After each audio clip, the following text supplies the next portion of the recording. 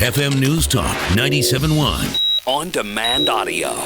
And right now, what is it like in this country to be a police officer? That's a good question. Wouldn't be a comfortable place, I can tell you that. Former St. Louis County Police Chief Tim Fitch is kind enough to join us for a few minutes. Sir, how are you? I'm doing great, Mark. Well, it's an honor to have you on the show again, and I just wanted to reach out to you to kind of gauge your reaction to what's happened in this country the past 7 or 8 days and the impact it's having on our community. Well, if I could start with what kind of generated this in the last few days were the shootings in Baton Rouge and then in Minnesota. Did we not learn anything from the Michael Brown case in Ferguson about not jumping to conclusions?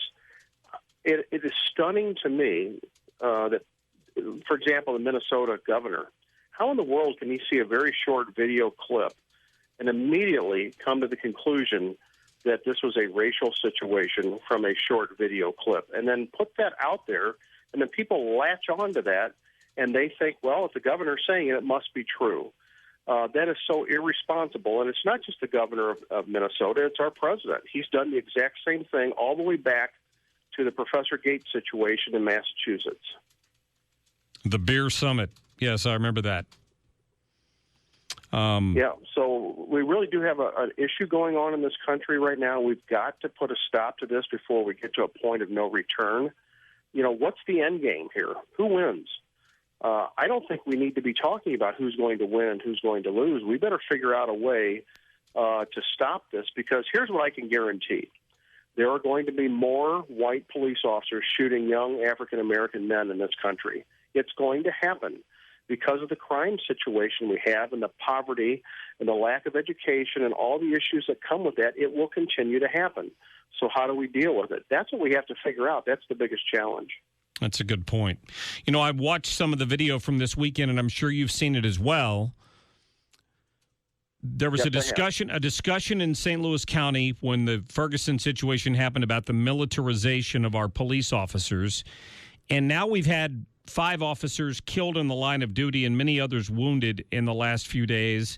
The video from this weekend showed officers, you know, in full riot gear, which they have to do for their own safety to try to police these crowds. But they're going to take criticism for that, because it appears that they're cracking down on these protesters. Where's the balance there? As a former chief, how do you handle that? You have to err on the side of caution, right? Yeah, I supported Chief Belmer's decision in Ferguson from day one to protect his officers, and he was criticized roundly by the Department of Justice on down for the type of clothing and protective gear that they had. And I will tell you, to this day, I think we show what he did and the decisions he made were correct. Even though we still had 2 police officers shot on the line in Ferguson, if you remember that. The officers in Dallas, yes, they were dressed down.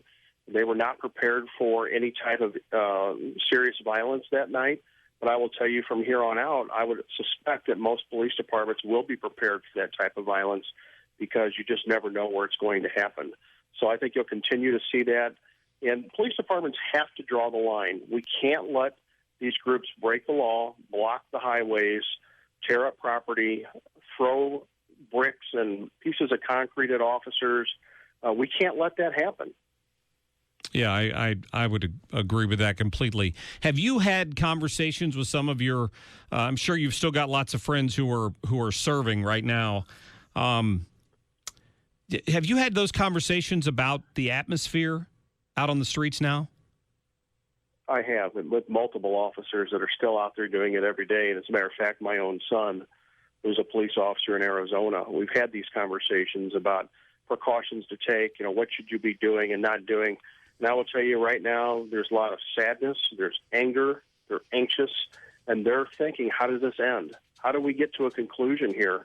And it's scary not knowing what the end may be. Is it, you know, some have said, are we headed for another civil war? Americans versus Americans. I don't want to think that we're heading in that direction, but if we are, right now is the time to end it and end that conversation and figure out how. And both sides have to give. I agree with that. Both sides have to give. It can't be one way. And right now, everything is being forced on the police. They need new training and implicit bias, recognition, and all these different things that police need. Well, what does the community need? How about don't resist arrest? How about we have some sort of training in the communities so we eliminate some of that fear that we keep hearing that people have, especially African-American men have, of the police. And by the way, I will admit, there really is a true perception of African-Americans in most communities that they're afraid of the police, and if they get stopped by the police, they're going to be killed by the officers. That perception is real in their minds.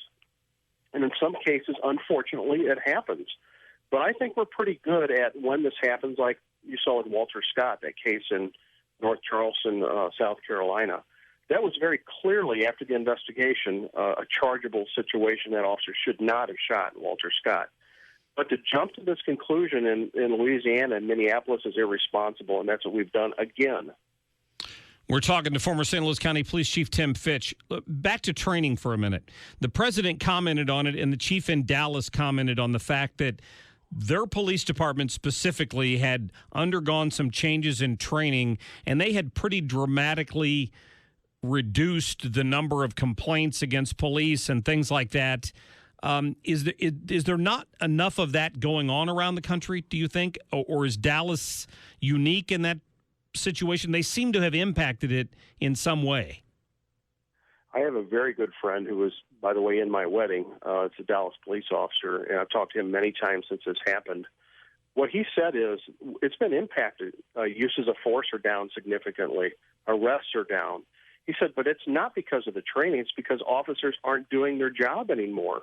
They're not doing the proactive type of policing they were doing before they were told that they're doing everything wrong. So basically what they've done is they've shut down. Of course, there's going to be less complaints. There's going to be less uses of force. If you're doing less police work, you're going to have less of that type of activity. Which in some ways seems to be the goal. So I would have to wonder, getting back to the Mike Brown case, I don't think it's proactive for a police officer to have identified somebody who matches a description of a strong-armed robbery and stop them and question them about it. I mean, that's not proactive. That's reactive, correct? That's what they're supposed to be doing. It is. Yeah, exactly. But you also have a lot of discretionary time as a police officer where you can root out crime and check on certain hot spots and see what's going on there. And why are four guys hanging out behind a building at 2 a.m. and they shouldn't be behind this building at 2 a.m?